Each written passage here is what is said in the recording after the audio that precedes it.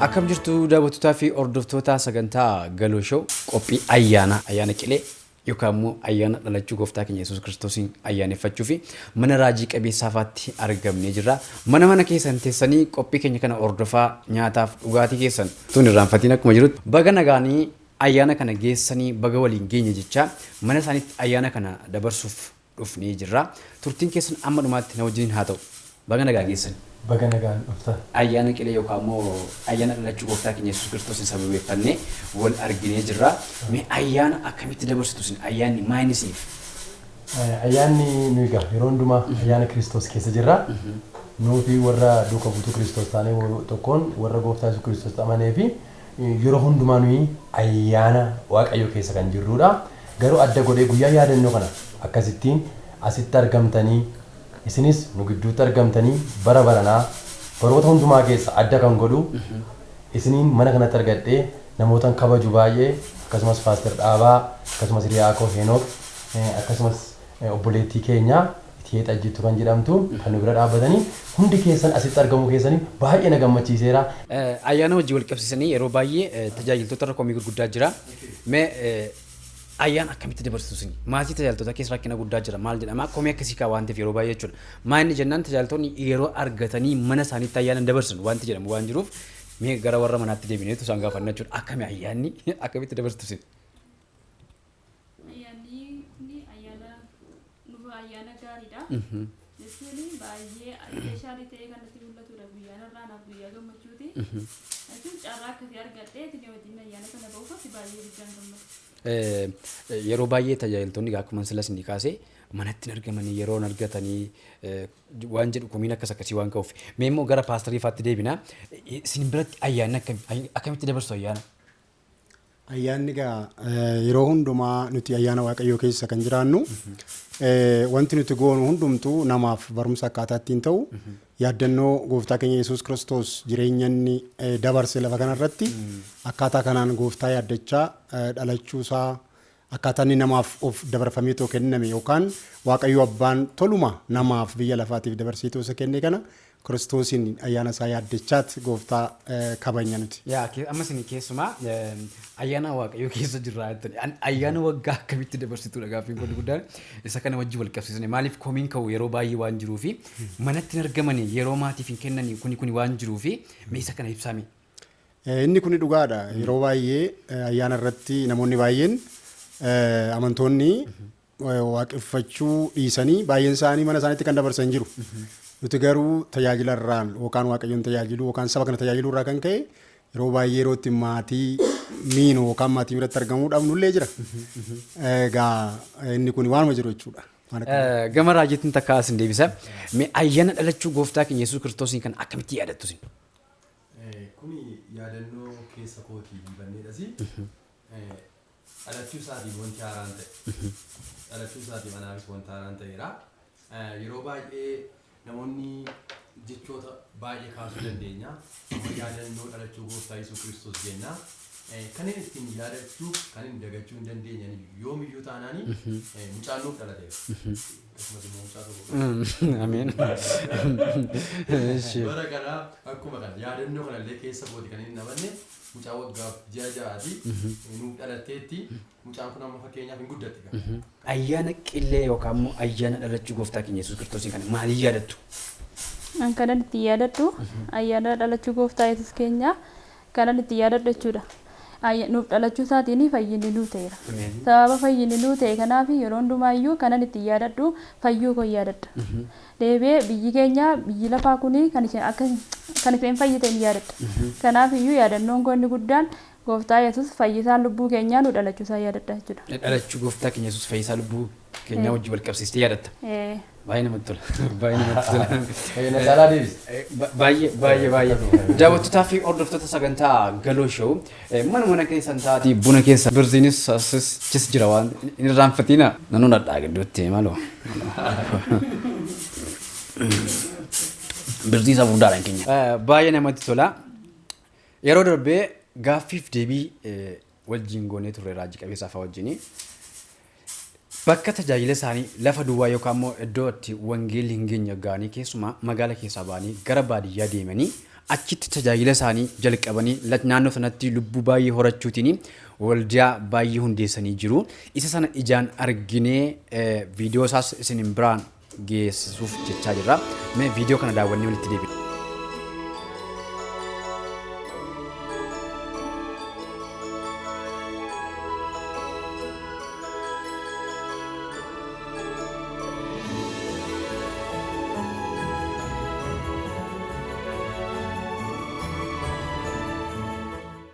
daawwattoota fi hordoftoota sagantaa Galoo Show yeroo darbe akkuma ni gaaffiif deebii raajii qabeessaa wajjin godhee darbe yaadattu viidiyoo isaanii keessatti naannaa isaaniitti wangeela hojii wangeelaa hojjechaa jiran yookaan immoo naannaa isaaniitti waldaa bananii saba tajaajilaa jiran sana naannaa sana keessatti namoota argaman taphachiisaan jira haasofsiisaan jira isaan keessaa maayinni namni argadhee jiru iddoo itti seexanni gabbursu fudhatu yookaan immoo lafatti seexanni sooramaa ture kan beekan namoota naannaa sana keessatti namoota tokko argadhee jira naannaa kanatti hojjetame yookaan immoo karaa raajii kana lafa kanatti utuu fayyinni hin ta'ini mee naannaan kun maal fakkaata lafti kun yookaan immoo lafti seexanni gabbaramu kun maal fakkaata?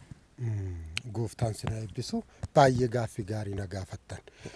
Lafti kun ani jiraata gandorataa Tulluu Lubaa makaan yesuusii roobalee keessaan dhufe. Lafti kun lafa ganna afuurota hamoota as kaa'u. Galaanni yeroo guutetti namoota hin nyaataa ture. Afuuronni namoonni dhufanii as ta'an kun eessaa dhufu? Namootuma fidee numa waliin ta'anii as keenya. Asennaa keenya asii ganna galaanaan guutee nama duguugaa deema. Wadaroonis dullaanis namni wal fixaa deema. Asum laga ciisee du'aa ture. Namoonni asumatti du'aadhuma argu. Daandii irratti du'aadhuma argu. Maal tajjeese du'e? Bakka kana otoo teenyu Waaqayyo guyyaa nuu fidee nu yaadate. Akkaataa soorichaa akkamitti soorri isin kennitan? Soorri suni horii hin qalu. Bixxillee jedhu dhibaayyuu jedhu wantoota buqurii midhaanota adda addaa naqanii asitti dhibaasu. Nyaatus, dhabus, quufus, beela'us ajjeesu. Soorateetuma namicha ajjeesa. Balleessu maal jedhaa hin fokkoraa fuurichi. Barbadeessaa badaa torbaa dhaamsaa badaa sagalii ani asuman jira qee balleessee zarii kutee lafarraa fixe. Lafa kanatti afuuri isin deeggartan suni maal laaltanii deeggaraa turtan? Maalti isin gallaan asumatti deeggartan sana maaliifidha? Kan isin gara isaa gortan? Yeroo sana moo nu barsiisaa, nu guddisaa, sadarkaan nu gahaa, nu mul'isaa, qonni keenya hin guddataa jechaa turre. Kan guddannu dhiisi lafarraa dhumaa deemi.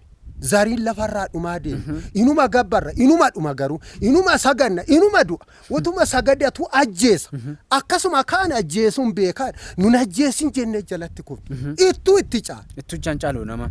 Ittuu itti dabala. Waaqayyo dhufee biyya kana qabate. Biyyi kun Waaqayyo dhufe karaa jireenyaa inni qabu isa jechuudha. Waaqayyo namas nuu fide.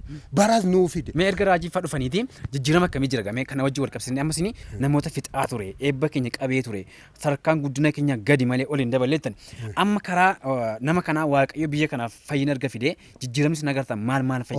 Irra caala nagaan mana keenya hin seenu. Ati warraaf abbaa warraa wal qaxaqqaxa. Hin bubburu sina caccabsina dura. Araqee dhungnaa dhaqas galas lafa reeba. Inni kaan wal bubburusee dhiiga wal dhangalaasa. Kaafa nutti lallabamu jechaadha. Wal jaaladhaasa jedhamu. Meerruu nama wal jibbitan kan jedhu raajiin kun dubbata. Namoota amma kanaa jedheen namoota lafa ka'a. Nama nan jibbe lafa ka'a.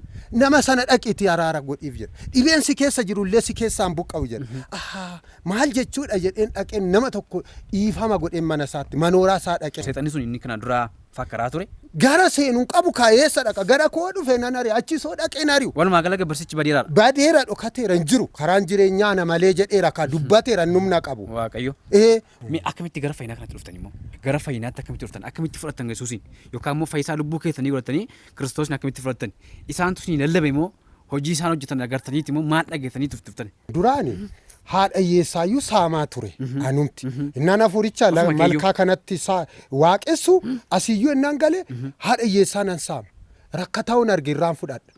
Innaa wangeela immoo lallaban rakkataan kennitanii jedha. Nan saama gaafatu hattuma turte afaan namoota beekanii. Oolaa wanta horii homtuu nanafu nanata hattuun ture. Manuma namaa keessa dallaa keessaas karaarraas. Goodaas dadhabas innaan argadhe dha'een irraa fuudha.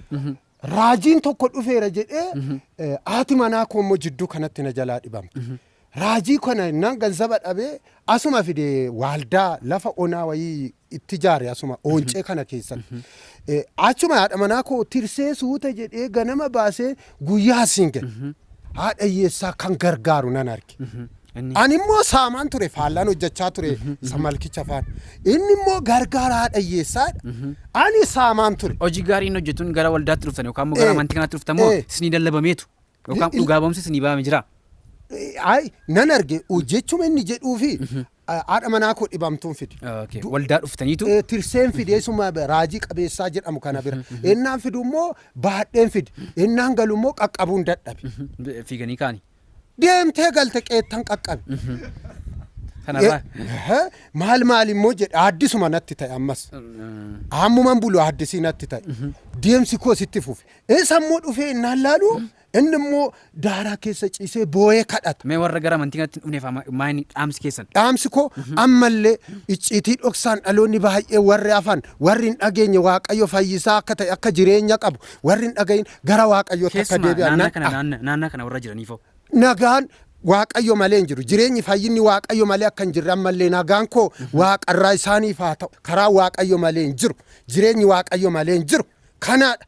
Kanatti Waaqayyo sinaa eebbisu. Dhufuu keessanitti baay'ee sin galateeffanna lafa kana dhuftanii nu laaluu nu to'achuu keessa. Daawwattootaa fi hordoftoota sagantaa Galoo Show laga itti sooramaa seexanni itti sooramaa ture yookaan immoo itti gabbaramaa ture deemnee ija keenyaan ilaallee laficha ejjenneetu achitti gaaffiif deebii kan nuyi namoota wajjin gochaa jirru jechuudha. Amma dhumaatti nu hordofa yeroo inni mee amma inni jireenya gaariitti jiraachaa turetu magaalarraa baadiyyaa kana wangeelaa fedhee dhufee jechuudha.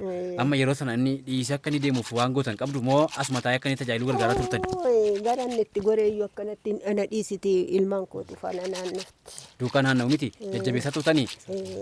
Isa amma yeroo tokko immoo yeroo inni namoonni asitti ajjeesuuf turanii sababa tajaajila isaatiif isa bukkeetti maalti isin bira dhaabbatatti ni agarta waan ta'e tokko halkan jechuudha halkan walakkaa inni sun mul'ataan agartan isin isa? Isa deemee dhufe. Isa deemee wajjin bahe tajaajila bahe inni galaskan sa'aatii 8 hin bahe. Sadaqtaan suuqee dhaabatu bannaani suuta inni gateetti isaatti naanne asumatti. Maal agartanii naatan? Dhaabata isaa kusuuf fakkaata. Bukkee dhaabataa? Waan akkamii uffatee dhaabatatanii agartan isin irraa? Isuma fakkaata. Isuma fakkaata? Uffata adii uffata maal jettan? Waan inni suuqee dhaabate qabeessannaan yesuus kooti kaa jenna suuta jedhee gateetti isaa irratti darbe. Ammani. Ergesii immoo gaafachuu sodaachuu fi dhiiftan isaa biyyaa jireessa. Sodaan ni iddase. Ergesii dhuguma? Sana waan agartaniif egaa isatti amantani? Innoo maal jedhe? Inni yesuus koo kaasuman qabadhee biyyaa bahee jedhe. Eessa lafa kamiin munciisaa ture naannaa kana keessa mee iddoo kam tureen? Iddoo miila ijoollee kanaaf isaan kana bira? Daaka maxxana. Gajjallaa tanaa horii bukkee dhuguma ciisaa ture? Amma horii qixa lamaan ciisaan ture gaafa haasaan dhuguma? Jabboota minaamini holotaa keessuma horii kun hundana kana keessa dhugaadhaan? Sirrii. Dhugaa? Sirrii waan hin jiru waan. Yeroo bokkaan faaruu. Isaa jedhee waan godhoon ishiin kana itti dhimmiftus dhiiftus. Yeroo bokkaan faaruu baa ture lolaan mana keessa yeroo yaa'aa ture iyyuu hin darbattanii jajjabeessaa turtan jedhan dhuguma? Maal ani itti hambifadhee miti yaalmaan koo nana dhiisa.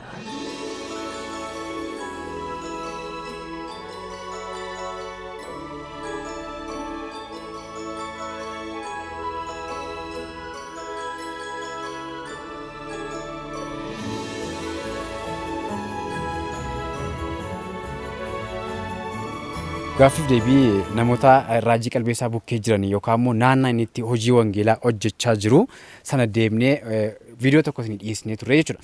Amma immoo raajii kanaaf jalqaba waldaa inni keessatti amane keessatti yookaan immoo dhaqee gara gooftaa dhaqee qalbii diddiirrachuutiin gara hojii wangeelaatti bobba'uuf gaafa inni jedhu isa kadhatee geggeessee fi raajii jalqaba kan isaaniif taasisee kadhannaa godhanii geggeessuu isaanii sana wajjin wal qabsiisnee akkamitti geggeessitanii namni kun suusii keessaa gara tajaajilaatti dhufuudhaaf gahee isin taphatan maa inni jenneetu gaaffii kaasaafii jira jechuudha.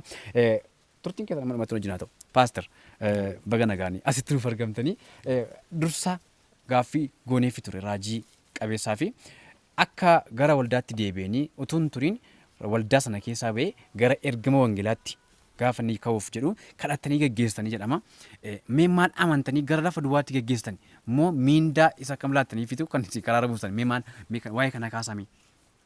Galanni Waaqayyoof haa ta'u maqaan koo Dhaabaa Dheeressaan jedhama. Soortuu waldaa alam ganaa biraana Kiristoosin tajaajilaa jira. Gaafii amma na gaafattee fi Waaqayyo akkaataa dinqiidhaan hojii Waaqayyootiif nama baasedha. Egaa akkuma jedhamu lafa turretti alam ganaa biraana Kiristoos keessa waliin turre. Miseensummaadhaan tajaajilaa Waaqayyoon kadhachaa yeroo ture keessatti nama raajii qabeessaa nama Waaqayyoon kadhatu, nama Waaqayyoon abdatu, nama jaalalaati. Yeroo kana keessatti Waaqayyo akkaataa dinqisiisaadhaan lafuma waldaa waliin turre keessatti harki Waaqayyo wajjin mul'achaa ture. Harki Waaqayyo wajjin jiraachuusaa waan irratti argee fi Waaqayyoon kadhachaafiin ture. Egaa gara lafa kanaatti dhufuusaa dura akkaataa ittiin Waaqayyo lafa kana yaadatee haadha keenyaa gara sun dhufuudhaan gooftaa erga argatanii booda gara kanatti deebi'anii gaafa galan akkuma agartan mana kana keessatti sagadaatii turanii. Manni kun mana sagadaa ture. Sababa kanaan gaafa galan akkas jedhanii gaafii tokko naa kaasan. Kanan beeku kanan sagadaa ture kanan waaqessaa ture dhiiseera. Amma waaqa kana ergan fudhadhee nama seera sanatti munaa kennaa jedhanii na gaafatan. Eenyutu sin gaafata? Raajii moo isaanii? Isaanii haadha keenya turu gaafata. Sana booda dhumarratti gaafa isaan deeman gaafa isaan gara mana isaaniitti deebi'anii too galan ijoollota sadiitu isaan faana akka deeman tokko raajii qabeessatii lamas jiru tokko raajii Saamu'eel jedhama tokko obboleessa keenya Baqqalaa wajjin ergine. Sadan isaanii dhufe. Dhufanii gara kana erga dhufanii booda mana kana keessatti egaa mana sagadaa ture inni dura. Maal kennitanii fi geggeessan amma waa'ee dhufuu isaanii wajjin wal qabsiisnee kan isaan dhufaa jiran lafa duwwaa kanadha. As naannaa kana waldaan hin jiru. Naannaa itti hafuurri hamaan akkas ta'aa jiru kana hin beekamu. As dhufuu isaaniitii fi wanti isin galaa kennitaniif maayini? Galaanan isaaf kenne yoo jiraate Waaqayyo qofan kadhadheef. Waaqayyo gaa hojii isaatiif amanamaa waan ta'eef Waaqayyo karaa qabaa hojii isaa irratti nama gargaara jedhee waan amanuuf Waaqayyo qofa kadhadheen gooftaan si wajjin haa ta'u beenu jedhee too baase. Kan kanarraa wanti mindaan qallamni isaa kaffalamee lafa kanatti akka inni jiraatuuf isaa kenname tokko illee hin jiru. Akka abbaa fuuraa tokkotti kadhatanii geggeessaniittu lafa kana erganii dhufee booda dhuftanii jajjabeessaniittu. Egaa informeeshinii lafa kanarraa dhagahamu yookaan kan inni nutti himu Waaqayyoon akkaataa dinqiidhaan isa gargaaruusaa lubbuun gara gooftaatti dhufuusaa gaafa naga'u dhufee ilaaleera. Jijjiirama lafa kanaa wajjin wal qabsiisanii ergaan keessan maali? Dhufee gaafa ilaalu dhuguma Waaqayyoon lafa kanatti jaamaa baay'ee naafa baay'ee namoota rakkatan namoota fe'amanii fardaan dhufan namoota baay'ee Waaqayyo fayyisee Waaqayyo namoota baay'ee hiikuu ergan argee Waaqayyo lafa kanatti ergaa akka qabu waan naa galeef amma Waaqayyo na gargaaree tajaajilaan kadhannaadha wajjin dhaabachuudhaan lafa kanatti hojii Waaqayyo akka hojjetamu wajjin hirmaachaan ture jechuudha. Ergaa dhumaas maan dabarsaafi. Kanaaf gaa Waaqayyo yeroo dheeraa lafa kanatti dabarsee hojii Waaqayyo hojjetee Waaqayyo akkaataa dinqiidhaan nama isa gargaareedha. Ammas Waaqayyo si haa gargaaru itti fufii mul'anni keessa kee jiru adeemu jechuun hin barbaada.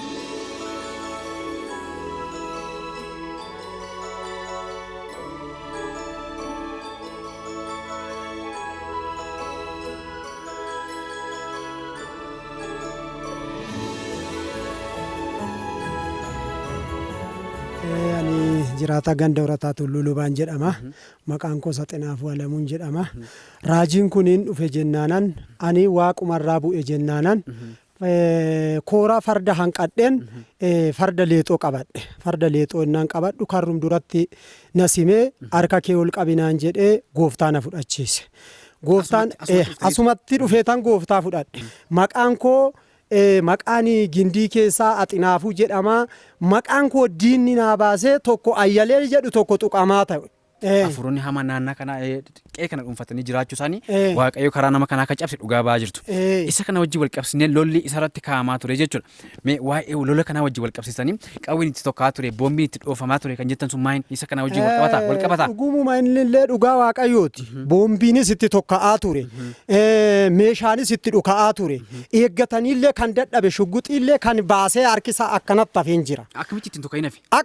Waaqayyumatti harkatti dhaamse. Ijaan agartaniitu Ijumaa nan argi. Qaroo koo namummaa kootii nan argi. Sababii lolamuu isaatiin maayin wangeela lallabuudha. Wangeela lallabuuf maa nurratti tajaajiltaaf maa lubbuu nurkaa baaftaaf abaarsatti akka fixxuuf. Warra gara amantii kanaatti hin dhufnetti lolamoo? Warra gara amantii kanaatti hin dhufne lola. Warra amantiin kun maalummaan sun isaa hin galamne lola. Qawweenis itti tokka'eera. Inda'uum uleen illee itti bitamanii shugguxiin illee itti bitamanii asitti lafa kanatti ajjeechaa dhufaniiru. Bitamaniiti nama 10tu na bite jedheeti dhufeera. Irraa iyyeeti moo? nama kudhantu sabum keessatti ela namni natti bitamtee jirte hin jira jennaan maaloo gubadhe bitameen dhufe narraa hiiki kan jedhee jira. Dinqii ilmoon namaa kan boo'ee jira bakka kan boo'ee jira kan fayyee jira. Qawweef shugguxxiin erga dadhabanii xiyyiitiin garaagaraa erga booda akka inni nama waaqayyoo ta'e ayyaana isaatti amantaniitu sin. Ayyaana saamu miraakiliidhaan namane malee miraakiliidhaan namane malee dura akkasin turre kan koo seenaa. Maqaan koo Xinaafuu Alamuu jedhama. Maqaan diinni guyyaa keessa na baase tokko ayyalee naan jedhu tokko maraa tuqamaa naan jedhu. Tuqamaa sana hafuura waaqayyootu iyyi tuqe. Ayyalee sana allayyaa keessaa qotee baase.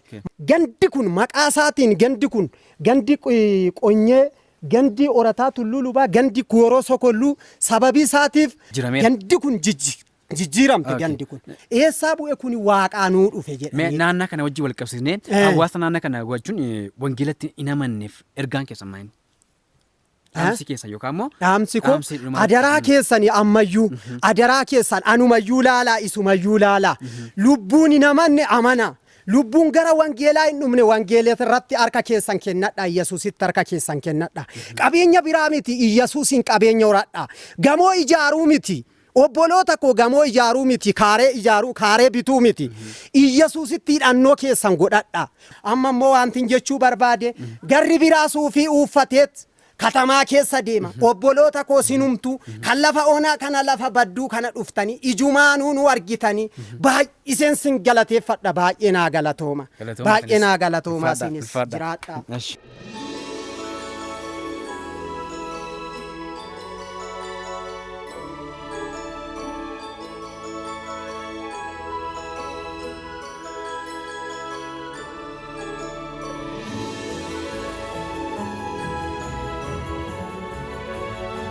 Daawwattoota fi hordoftoota sagantaa Galoo Show haala isaan keessa turan tajaajila isaanii kanatu hin jalqabin isaa ta'u erga jalqabaniiti hiriyyaa isaanii wajjin waan isaan dabarsan akka ragaatti nama nu dhiyeessuu danda'u hiriyyaan isaanii nu bukkee jira isas sin dubbisaa madhumaatti na wajjin ta'a amma dhumaatti gidduutti birzii keessa baga nagaan dhuftee baga nagaan geesse. Ayyaana kana bagattiin si ga'e. Baga wajjin geenye. Raajii qabeessaa wajjin hiriyyummaan keessanii baay'ee guddaa akka ta'etti quba qabna. Isa kana wajjin wal qabsiisnee mee waa'ee hiriyyummaa keessanii kaasiiti waan tokko waan itti daballee si gaafannu jira jechuudha. Hiriyummaan keenya baay'ee bubbuleera. Waan baay'ee wajjin dabarsineerra jechuudha. Wantoota baay'ee daddabarsineerra suusoota garaagaraa keessas wajjin seenneerra. Kun immoo irra darbee gara wanta gaariitti fideera jechuudha. Yeroo darbee interview kan isaaf goonee turre keessatti akka sirriitti caatii qaamaa turuu fi ashishi garaagaraa suusoota garaagaraa keessa turuu isaanii ifatti nutti dubbatan turan. Isa kanaaf ragaadhaati dhuguma argiteettaa moo hin dhageesse? Wajjiniin qaamaan turani. Kan irraanfanne guyyaa tokko biiraa kaasitii tokko akka fixuuyyuu yaallee turre gara 10 wayii dhunne dhuguma sittima. Wantoota baay'eedha kan wajjin dabarsine caatiidhaaf ennee yeroo baay'ee kan nannu. Isa booddee wantoota baay'ee erga wajjin dabarsine booddee angara gooftaatti deebi'ee muuziqaa barachuutti deebi'ee cheerchii. Yoonumayyuu gooftaatti deebi'ee inni na biraa deebi'uu hin dandeenye. Kan baay'ee dinqifadhu guyyaa tokko halkan machaa'ee qaamee dhufeetu wajjin rafna. Baay'ee wal jaallanna waan ta'eef. Turafnu halkan ka'eetu kadhata. Maal kadhata waan barbaade keessa ooltee dhuftee? Erguma qaamtanii ooltanii dhuftanii. An dhiiseera gaama gara gooftaatti deebi'eera. Akka inni deebi'uuf immoo wajjin haasofneerra waan ta'eef kan sitti tolu yerooma sana garaansaa laafaadha. Baay'ee garraamiidha. Hammeenya namarratti gochuu hin beeku. Suusittiirraa kan hafe halkan sana kaniin amma har'aatti hin daganne qaamaa turee dhufaa. Yooma kaminni immoo dhugeemu wal jaallanna waan ta'eef wajjin mana dhiisne wajjiniin bakkeerra jirra kiraayee fudhanne bakkeerra dhiisne jechuudha mana. Innaa halkan sana gara halkan walakkaa ka'ee kadhachuu jalqabe. Maal kadhatta siloo suusoota garaagaraa keessa ooltee dhuftee akkamitti kadhattannaan waaqayyo akka namaa miti naan jedhu. Waan hin jedhu wallaalee dhuguma waaqayyo akka namaa miti. Wantoota kanas wanti hin daganne tokko yoon illee yoo nama wajjin wal lolee ani sarara dhaqee nama sana yoo loluu dhaqee dhufee gidduutti araara buusa. Warri isaanii qabu dhugaa dubbachuu fi sooressa isa jedhanidha. Akka barbaade abbaan isaa baay'ee waan jaallatuuf sa'aatii inni barbaadetti qarshii laataaf waan ta'eef karaa akkasiin qabu. Suusiin sun iyyuu birrii warra isaatiinidha malee karaa biraaraan fudhatee isa godhu miti. Isuma sanayyuu kan warra isaatiinidhaan malee garmaleeyyuu nama harkaasa fudhatan miti. Gara waldaatti yookaan immoo gara qalbii diddirraanaatti gaafa inni deebi'ee yookaan immoo tajaajila akka inni ta'e gaafa argitu maaltu sitti dhaga'ame? Dhugaa dubbachuuf baay'ee ammarraayyuu miira koo tuqeera. Maaliif yeroo biyya sanaa wajjiniin baane 2003dha biyya sanaa wajjiniin baane. Gaafa baanu anis yuunivarsiitiidha kan hin deeme innis akkasii adda adda baane yeroo dheeraa booddee turreeti kan wal argine jechuun haalota garagaraan suusittii keessaa bahuu hin dandeenye waan ta'eef bakka anis itti mee hin dadhabee ani immoo nan tajaajila cheerchiidha muuziqaadha waan ta'eef yoo akkam ta'e iyyuu wal arginaa isa sirriitti gaafa jijjiiramu garuu asitti naaf feera cheerchii ginciitti gaafa dhufu anoo boo'ichaaf isa immoo samiti jedhe amanuu hin dandeenye ijoollee nama lama fudhadhee dhufanii paasterii tokkoo fi faarfataa tokkoon fuudhee dhufe gaafasi ragaamaa fi sadan keenya isa beenna dur wanti inni gochaa ture Finfinneettis hundi isaa amala isaa waan beekaniif gaafas argan hin naan hundumtu hin boonye miiran guyyaa sana keessa galee dhuguma isa jecha inni jedhe waaqayyo akka namaa miti sennare dhuguma akka namaa miti waaqayyo. Dhuguma waaqayyo akka namaa miti. Mee gara keettiin deebi'a. Erganii tajaajila jalqabee lafa duwwaa sanatti yookaan immoo iddoo qorumsi baay'atu haala rakkisaa sana keessa jechuun magaala keessaa bahee gara baadiyyaatti lafa hojii fi mijanneetti gaafa ni deebi'u mana barumsaarraa deemtee jajjabeessaa turte. Yeroo sana maddi galii keetii maal ture maaliin deemaa turteetti maal yaaddee murii deemtee jajjabeessaa turteetti mee isa kana ifannuu godhi. Kanan ittiin deemaa ture yeroo sana haalli geejjibaa baay'ee rakkisaadha karaan jechuudha. Amma danda'ametti haalli isaa kan mijatetti makiinadhaan hin deema. Sirraa ba'ee garuu lafa naa danda'ametti immoo motoraan hin deema. Sirraa ba'ee miilaanis gaafa hin deemee qaqqabu jira. Karaan isaa baay'ee rakkisaadha jechuudha. Haalli isaas baay'ee haalli inni keessa jirus baay'ee jechuun jiraachuudhaaf kan nama rakkisudha. Kanarraa kan ka'e akkasitti nannaqee ilaalee deddeebi'aa ture. Si'a sana barattuu turte mana barumsaarra deddeebi'aa turte maddi galii kan maanni tiraanspoortii kana eenyus danda'a moo akkamittiin kana gootu? Akkamitti beektaa? Yeroo sanaan hin baradha. Kanan ergiin baradhee booda immoo ani kaafee beektaa haala yuunivarsiitii kaafee osoo hin taane nan kaafee fayyadama. Nan kaafee kanarraa birriin nyaatatti nyaatu kanarraanii sheerii godhaa jechuudha. Nan qusadha. Ergiin qusadhee booddee isaafis wanta barbaachisu kanuma keessaan gugguutaa fi ofii kootiifis geejjiba kan naa ta'u akkasitti nan qabadhe. Lafuma sanatti iyyuu gaafa inni iddoo ciisichaa dhabee haala rakkisaa keessa nyaata dhabuutiin gaafa inni akaayii gogaa nyaachaa tajaajilu jabaadhu jettee jajjabeessuu keetiin akka inni jabaatu gootee jirta tajaajila akka inni addaan hin kunne gooteetta maal argiteeti ati mul'ata agartu qabdaatis immoo. Eeka jechuun bakka ani iddoo sanatti wanta argee jechuudha saba sana gaafa ilaalu sabni suni baay'ee kan garaa si nyaatudha jechuun baay'ee kan si gaddisiisudha. Nuyi fayyineerra Kiristoos nu fayyisee ifa argineerra. Sababa kanaatiif sabni sun immoo saba dukkana keessa jirudha. Jireenyi isaanii baay'ee waliin dhaamaadha. Etuu qabanii ittiin fayyadaman seexanni eebba isaanii harkaa guureera. Kanarraa kan ka'e saba sana gaafa ilaalu garaan koo baay'ee na gaddi. Nuyi fayyineerra sababa ta'eef iyyuu sabni kun fayyuu qaba. Kanaaf iyyuu akkasumatti itti fuftee hojjechuu qabda malee hojii kana addaan kutuu hin qabdu. Ergama waaqayyo sitti kenne kana amma dhumaatti lubbuu kana dabarsitee amma iyyuu gara ifaatti baasuu qabda malee dukkana keessatti dhiisuu hin qabdu. Sababiin isaa bakka namni fakkeenyaaf jechuudha. Namni dukkanaa fi ifa beektamti. Amma gaafa dukkana keessa jiranii waan tokko argitee uffachuu hin dandeessu, qaqqabattee nyaachuu hin dandeessu. Sabni sun saba akkamiidha? Hojiin isaa dhaabbataan tajaajiluma isaa akka ta'uu danda'utti waan hubate. Beeka sirriittan beeka. Maaliifan beeka beektaa? Jechuun bakka inni amma dabarsetti biyya lafaa keessatti haalli inni dabarsee haala ulfaataadha. Haala rakkisaa akka ta'e beeka. Sababa kanarraan kan ka'e jireenyi isaa biyya lafaa keessatti wanti mijateef tokko iyyuu hin jiru. Waliin dhaadha. Garuu immoo gaafa Kiristoos kanatti dhufu wanti hundumtuu iyyuu wal qixxaachuu jalqabe. Jechuun bakka tajaajila isaatiin gama tajaajilaatiinis waaqayyoo itti hojjechuu jalqabee dibata isaa adda baafatee bare jechuudha. Kennaa isaa adda baafatee bare innis. Sababa kanarraan kan ka'e kennaan isaa tajaajila waaqayyoon tajaajilu akka ta'e gama biyya lafaatiin akka inni milkaa'uu hin dandeenye kanumarraa kaasee dubbadhee. Mee utuu gara gaa'elaatti dhufin yookaan immoo gara maatiitti tun dhufin hiriyyummaatti hammam turtan?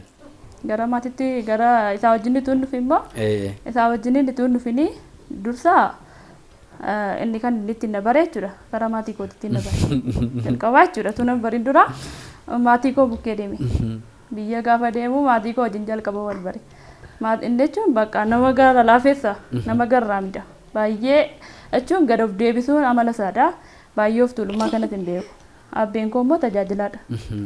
Sababa kanaatiif naannoo cherchiitti wal baran gaafa naannoo cherchiitti wal baranii isaa wajjin gara maatii kooti deema sanarraan kan ka'e na bareechuudha. Mi al takkaammoo gara keessanitti deebisa. Akka haadhaatti na bukkee dhaabatu na jajjabeessu kadhannaatiin gama hundumaatiin iyyuu na utubanii jiru. Eeti namoota inni galateeffatu keessaati nama tokkosni mee waa'ee raajii maal jetti ni kaastu mee akkamitti ibsitu waa'ee raajii danda'ee dubbachuu hin danda'u. Kanuu xiyyaaqee natti ta'a waan isaa. Dhugaani waanuma mana qabu waanuma jireenya iyyuu qabu natti fakkaata. Na hiyyeessa wajjin duukaa isaa kaatu. Dhugaa mana isaa gabee na dhala isaa gabee bakka waan humnaa oli. Akka hawaasa naannaa keessan jiranitti ayyaana waaqayyo isarra kaa'e akkamitti amananii jiru akkamitti fudhatanii jiru mee akkamitti hawaasni naannoo sun akkamitti keessummeessaa jiru nama kana. Dura raajii sobaati iyyuu jedhameera maal sobuun maal godha. Raajii sobaatii maali lakki raajii sobaati maal ijoollee jaamatti ittiin fayya naafatti ittiin utaala ibxateetti ittiin gadi galee argineerra. Dhiisaa mi'aanii waan baay'ee jedheeraan jedhee waa tokko waan naa raawwate tokko jiree namni yaadadha. Guyyaa tokko dhiyoodhuma kana guyyaa maskaranii fi masqalli qaameen darbeera masqallitti deemna. Warroonni akkaawuntii keessan qabame eebbi keessan qabame har'an gallakkifamaa dha akkuma qalbitti akka qaanaaf akkuma qalbii ta'e jennaan akkaawuntuma kiyyaan ol kaase. Guyyaa sana ka'ee Addis Ababa deemee hojjedhee dhufe 68 hojjedhee mi'a kun duriinidha mi'a muma durii fe'ee bahe yaa waaqayyo edaa yaa waaqayyo ati qulqulleessaa si malee hin jiru dhuguma edaa mucaa kana wajjin hin jirta dhugaa inni edaa hin hojjenna malee shollokee iddoo biraatti edaa eebbi keenya gala waaqayyo galanni si haa ta'u jedhee sunumayyuu tagbaariin ijaan ijatti argine kan ila fayyisuu harka isaatii eebba namaa gallakkisiisu isa eebba namaa qabe jawwee namarra taa'eetoo nagaa namaa sammuu namaa qabu hundumaa biyyi keenyallee naannoon keenyallee akka ilaalchaatti akka laalcha biyya kanaatti illee kadhaa raajiin kadhatuun biyyi keenya nagaadha jedhee nassaa. Daawwattoota fi dhaggeeffattoota keenya sagantaan galoo shoo itti fufee jira. Mana keessatti teessanii qophii ayyaana kana wajjin wal qabsiisnee har'a guyyaan ayyaana utuma unattanii utuma nyaattanii warra akkas godhachuu hin dandeenye ayyaana kana haala gaariitiin dabarfachuu hin dandeenye fi akkasii yaadanii akkasiin isuma qabdanirraa sheer gootanii yookaan immoo hirtanii akka dhaamsaatti isinitti himacha. Amma dhumaatti nu hordofa ammas. Mee raajiin gara dhumaatti deemnee jira. Akka dhaamsaattis bagattiin siin ga'e kan jettanii maatiitiin hiriyoota keessaniinis hordoftoota amantaa kiristaanaa hundumaa maatii koo hundumaa firoottan gooftaa qaban hundumaa bagattiin siin ga'e jecha ayyaanni kun ayyaana gammachuu ayyaana kolfaa isiniif haa ta'u jedha. Ameen. Isinis immoo keessumaa asitti akkasittiin argamtanii ayyaana kana nu wajjin hirmaachuu keessaniif waaqayyo waaqarraa isin eebbisu kan biraa dhaamsa tokko hin qaba waan yaadadhu wayiin qaba guyyoota wanti namarra hin darbines hin jiru ishee wajjinii walitti dhumnee ayyaana mana cufannee oollees beekna gaafa sanaa firaashii tokko jira tiraasii tokko jira ollaadhaas sarara mana guutee jiru kana ergifannee dhumnees keessumaa namootiin dhaamsa qabuuf namoonni tokko kan saayikiloojiin isaanii miidhamu guyyaa ayyaanaa. Isin yaaddeenaa abdiin jira. Ayyaanni ayyaana caalu ilmi waaqayyo Kiristoos isin keessatti dhalateera. Ameen. Kanaaf keessumaa amantoota warra gooftaa qabaniif amma guyyaa sana namoonni baay'ee mana isaaniitiin wal loluu danda'u. Haala ayyaanaatiin uffatan bitannee kunnaan ta'a jechuu danda'u. Wantichi guyyaa tokko amma guyyaan haaraan darba. Walimmoo waan haaraa dhufu. Guyyaan guyyaatti hin jijjiirama jechuudha. Maal jechuun barbaade gaa'ela koo keessatti jireenya ishee hojii dabarsi keessatti wanti amarraa kolfinu guyyaa tokko na yaadadha ayyaana Faasikaadha. Waan tokko hin jiru. mana namaa deemnee babbareennee baqa akkuma mana bareennaa ayyaana gaannaa ta'uu istaraati. Eessaa dhufte dhan? Hayi ofumaaf boqonnaa baanii jennee. Nu amma jarri buna danfisaa jiru sii galee ol galaa kaanuun jette jaarti. Achumaan bakki miidhagee bakka biraadha. Jaartii nu arginaanitu waan nuyi cireenyaan sii galee misaan nyaanni ayyaana. Isa booddee jechuudha jaartiin biddeen nu kennu jette jennaan qoyinaan jette. Achi deengeenyi goonee waan darbu fakkaatu. Yeroo gidiraan namatti baay'atu. Waaqayyo garuu gidiraan dabarsa. Ameen. Keessumaa namoonni lola guddaa keessa jirtu guyyaa ayyaana kana haala garaagaraatiin jeeqamaa jirtan isiniif abdii jira. Ameen. Isiniif hin bare. Ameen. Hachuma keessa dhaabadhaa waaqayyoon galateeffadha. Gaafas gallee hin kolfinee hin taphannee guyyaa sun hin darbe. Waaqayyo guyyaa sana hin darbe jechuun barbaade dhaamsi kan hin qabu keessumaa kiristaanotaaf guyyaa kanaaf jettanii waan argattan nyaadhaa waan argattan dhugaa gooftaatti gammadaa. Koofilippoos afur irratti jedhu yeroo hundumaa gooftaatti maal ta'a gammadaa. Nuyi gammachuun keenya የሚንጫችን ደስታ ሁንዴኒ gammachuun keenya Kiristoos. Amma sababii gaa'ela keenya nagaa guddaa qabna mana keessanii kaayya keessa wal ilaalee beenu burqaan isaa Kiristoos. Kanaaf nyaati guyyoo dhabame wanti nuti yoo dhabame Kiristoosiin qabna jabaadhaa abdiin jiraadha. Baay'ee namatti tola. Atis gama keetiin dhaamsa bagattiisin ka'ee hiriyoota keessanii maatii keessanii gama kamiin iyyuu carraa kanatti fayyadamaati. Dhaamseen hin qabu darsaa baga ayyaana yaadannoo dhalachuu gooftaa keenya Yesuus Kiristoosiin isin ga'een jedha. Hiriyoota koo maatii koo iddoo fagoo jirtan akkasumas waldaa kiristaanaa amantoota kiristaanaa hundumaaf jechuudha. Itti dabalee dhaamseen qabu Waaqayyoo guyyaa akkasii kana yaadannoo isaatiif kan nu godhe akka nuyi gammannuu fi yaadannee akka nuyi yeroo hundumaa gammannu malee akka nuyi gaddinu miti. Waan nyaatamuuf waan dhunnuuf jennee gadduu hin qabnu. Guyyaa dhalachuu gooftaa keenyaa kan nuyi ittiin gammannu yeroo hundumaayyuu fuula keenyarraa kolfuun hin barbaachisaa. Yoo dhabnees bakka waan qabnuuni yeroo hundumaayyuu bashannanuun nurraan barbaachisa malee gadduu hin qabnu jechuudha. Baay'ee namatti tola. Gama paastariifaatti deemaan jira. Bagattiin siin ga'ee maatii keessaniin hiriyoota keessaniin nama ittiin jechuu barbaadanii carraa kanatti fayyadamaati. Ishi egaa galanni waaqayyoof haa ta'u bagattiin siin ga'ee jechuu kanan barbaadu amantoota kiristaanaa hundumaan bagattiin siin ga'ee jechuun barbaada. Akkasuma dhaamsinanii dubbachuu barbaadu akkuma sagalee waaqayyoo Yaaqoob 1:27 irratti dubbatu waaqeffannaan inni dhugaan isa kanaa jedha. Innis ijoollota abbaa fi haadha hin qabne dubartoota abbaan manaa irraa du'es rakkina isaanii ilaaluu gargaaruudha jedha. Xuraa'ummaa biyya lafaa irraas of eeggachuudha. Kanaaf akkuma sagalee waaqayyoo dubbatutti ijoollota haadhaaf abbaa hin qabne rakkoo keessa jiran dubartoota nama isaan gargaaruu hin qabne haa gargaarru waan hundumtuu hin darba waan ta'eef bira haa dhaabannu ayyaana kanatti jechuun barbaada. Gooftaan sana eebbisuu galatoomaa. Baay'ee namatti tola.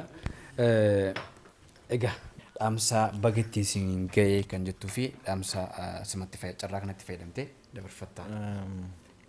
Ani dhaamsa tokkoon qaba. Tajaajiltoota bara kanaatiif jechuudha.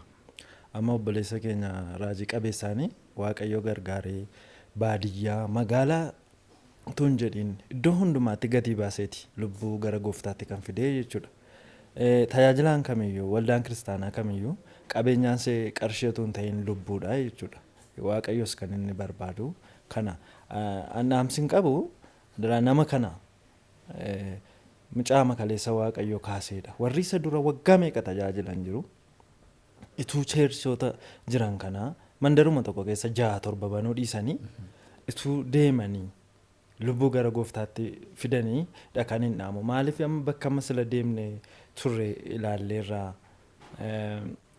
baay'eedha lafee hojjetamu jechuudha. Gana lubbuun gara gooftaatti hin dhufne mucaan amma danda'eedha kan inni gara kanatti fide garuu kana caalaa hin hojjetama waan ta'eef magaalaa duwwaarra dhiisanii ituu baadiyyaas deemanii wantoota kana hojjetanii gaariidhaan jedha. Inni biraan amantoota waldaa kiristaanaa akkasumas Yesuusitti kan amanan hundumaatiin baga ittiin isin ga'e jedheetan dhaamsa koo dabarfadha jechuudha. Bagattiin geenye. Gara dhumaatti deemaa jirra. Gara keessanitti naanneen jira amma. Mee namoota ittiin bagattiin isiniin ga'e kan jettanii asumarraanis dhaamsa yoo qabaattan carraa kanatti fayyadamaati. baay'een waan magalateeffadhu isa waliyyuu beeku dhugaa. Inni gara hafuuratti deebi'ee na dinqisiisa dhugaadha. Ammas immoo waldaa kiristaanaa isa eessuma jiru, eessuma daka jiru, isa gaara jiru, isa fagoo jiru, isa dhiyoo jiru baay'een galateeffadha. Jiraatnee fannoo gooftaa Yesuus Kiristoos kana ligatti isaa ga'uu kana baay'een galateeffadha. Hin darbinen ceena jedhanii warri kana hin geenye baay'oota jira. Qodaadhumsaa godhatee of jala nu kaa'ee nu dhossee obomboleetti meeqa dhufe nurra dabarsee keessumattuu naannoo miidiyaa gincii kana keessatti naannoo keenya naannoo nagaa godhe biyya keenya biyya nagaa godhe barataa keenya barataa nagaa godhe waldaa jaarsaa waldaa nagaa godhe waldaa faarfatootaa waldaa nagaa godhe nagaan biyya keenya baay'ee ta'e maqaan isaa eebbifamuudha. Ammas immoo dhaamsan dhaamuuf nan qaba. Mucaakoo akka hafuuraatitti abbaa keenya akka dhalootaatti mucaakooti jedheeras kana dura. Baay'een isaaf galateeffadha. Lafa hin taane, lafa bonaa, lafa awwaaraa, lafa caammaan irra ejjatee naas as deeme caammaan fakkaanne. Sana keessa deema. Ani tajaajila akkatti deemeetoo lallabus deemeetoo argisiisu sabichaan arge. Qooqa isaa maratee. Dadhabbii guddaa ofirraan ga'e. Bishaan otoo jiruu eegotee midhaan otoo jiruu beela'e. Dhugaa. Asuma naannoon biyya koo irratti keellaan kana irratti baay'een isa hubadhe. Haadha manaasaa kana haadha warraasaa kana nama gaarii lafa onaa keessatti lafa umtoo waan jirretti namni ennaa walitti bu'uu dhiiste jilba isaa jilbeeffatte haadha warraa namni haadha warraa du'e hin galu otoo haadha warraan jabduu ta'uu baatee miidiyaa kana irratti keessa isaa jeeqaa. Dhugaa waan ishee eebbisuun jedhaa an dhalateef waan kana eebbisu. Seenaa fi tajaajila raajii qabeessaa faarraatii waan baay'ee baratu jedhee abdii guddaan qaba. Keessumaati amala rakkisaa keessaa ba'anii gara hojii wangeelaatti dhufanii iddoo hin mijanne iddoo mijatu dhiisanii gara iddoo hin mijanne deemanii achitti hojii wangeelaa akka kanaa hojjechuun baay'ee fakkeenyummaa guddaadha. Qabxii guddaadha jennee kan nuyi kaasne maa inni lubbuu amma kana gara mootummaa waaqayyootti fiduun baay'ee waan salphaa miti. Akkuma yeroo darbe interviyuu isiniif godhee ture yaadattu isinis. Ammas tajaajiltoonni keenya baay'inaan baadiyyaa dhaquun jaallanne deemuu hin jaallanne magaala qofa irratti hojjechuu fedhanii fi inni kun fakkeenya gaarii ta'a jenneetu har'a guyyaa ayyaanaa kana isaan biratti ayyaana dabarsaa akkuma kana seenaa isaanii kana immoo qabannee isiniif dhiyaannee jirra. Ayyaanni ayyaana gaarii isiniif haa ta'u birrii keessan utuma dhuddanii akkuma sila isiniin jedhee warra dadhabootaa warra homaa hin qabne warra iddootti dabarsan hin qabneefis utuu yaaddani gaariidhaan jedha. Turtii nuyi raajifaa wajjin goonee maatii isaanii wajjin goonis kana fakkaata. Sagantaan galoo shawuu inni guyyaarraa ayyaana qilee yookaan immoo ayyaana dhalachuu gooftaa keenya Yesuus Kiristoosiin sababeeffannee akka gaaffiif deebiitti akka seenaatti wantoota garaagaraa wajjin wal qabsiisnee isinii kaasaa turre kana fakkaata. Torban keessummaa biraa qabadheen isiniif dhiyaadha. Ayyaanni ayyaana gaarii isiniif haa ta'u.